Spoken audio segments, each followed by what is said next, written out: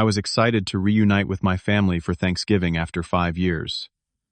This would be the first time bringing my wife Sophia and 7-year-old daughter Lily to my childhood home. Our relationship with my mother had always been complicated, but I believed time had healed old wounds. As we stood on the doorstep, suitcases in hand, I will never forget what my mother said, looking straight at us. "Go home. There is no room for you." I was devastated. If you are watching this right now, please take a moment to hit like and subscribe. Let me know where you are watching from in the comments. Before I tell you about what my 82-year-old grandfather Jack did that left everyone speechless.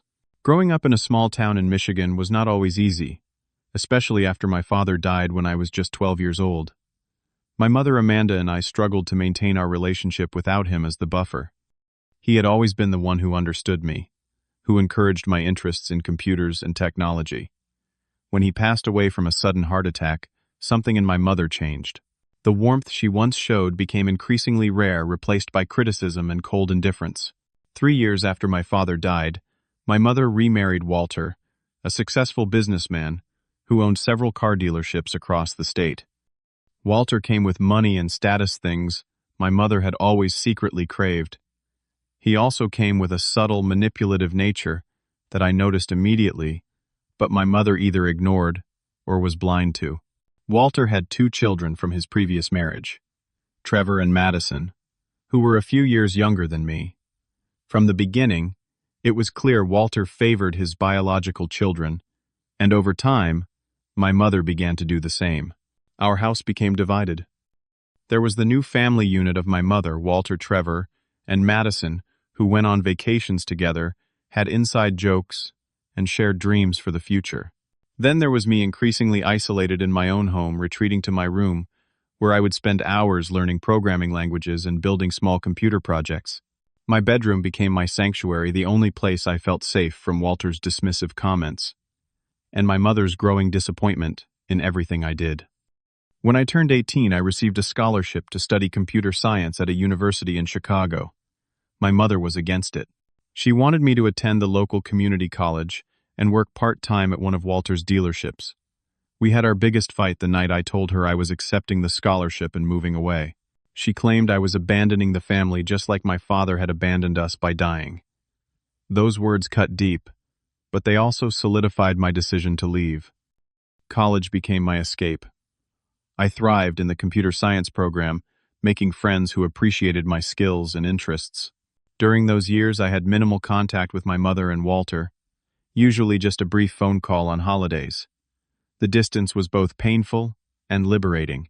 By the time I graduated, I had already secured a job with a software company in Chicago, designing systems for financial institutions. Life continued to improve as my career advanced. At 27, while volunteering at a weekend coding camp for underprivileged kids, I met Sophia. She was a kindergarten teacher who had brought some of her students to the program. I was immediately drawn to her patience, kindness, and the way she could connect with children who were struggling. Our relationship progressed quickly, and within a year we were married in a small ceremony. My mother and Walter did not attend, claiming they had a previously scheduled cruise that could not be changed. My grandfather Jack was the only family member who made the effort to be there. Jack had always been different from the rest of my family. As my father's dad, he maintained a special connection with me even after my father passed. He lived about an hour away from my mother's house and would often visit me when I was growing up, taking me fishing or just listening to my interests when no one else would. Even after I moved to Chicago, we stayed in touch through weekly phone calls. Jack never criticized my choices or tried to make me feel guilty for pursuing my own path. When Sophia and I welcomed our daughter Lily into the world, my life felt complete. We created the loving, supportive family unit I had always craved. I was determined to be the father to Lily that my own father would have been to me if he had lived. I wanted her to grow up knowing she was valued, that her interests mattered, and that home was a place of safety and acceptance. Over the years, my contact with my mother became even more limited. The few times we spoke on the phone, she would make subtle digs at Sophia, questioning her parenting choices or suggesting that Lily needed more discipline. She would compare my life unfavorably to Trevor's career in the family business or Madison's marriage to the son of a local politician. Every conversation left me feeling drained and defensive. Eventually, the calls became less frequent, until they almost stopped entirely. Through all of this, Grandfather Jack remained my connection to family. He visited us in Chicago several times a year, delighting in watching Lily grow. He was the one who called me in early November, insisting that we should come for Thanksgiving this year. According to him, my mother had specifically mentioned wanting to see Lily, and the whole family would be gathering.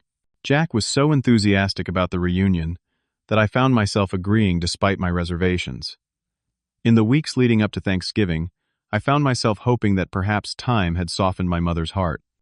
Maybe seeing her granddaughter in person would bridge the gap between us. I told myself that people change, that family connections could heal. I convinced myself that this Thanksgiving could be the beginning of a new chapter in our relationship, one where old wounds might finally start to mend. Sophia was supportive but cautious. She had heard enough stories about my mother to be wary, but she also believed in giving people second chances. Lily was simply excited about meeting her grandmother, aunt, and uncle for the first time. At 7 years old, she had a natural curiosity about the family she had only heard about in stories.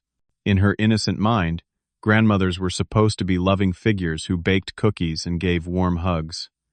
I did not have the heart to prepare her for the possibility of disappointment. As Thanksgiving approached, I found myself growing increasingly anxious. I had nightmares about confrontations with Walter and cold rejection from my mother.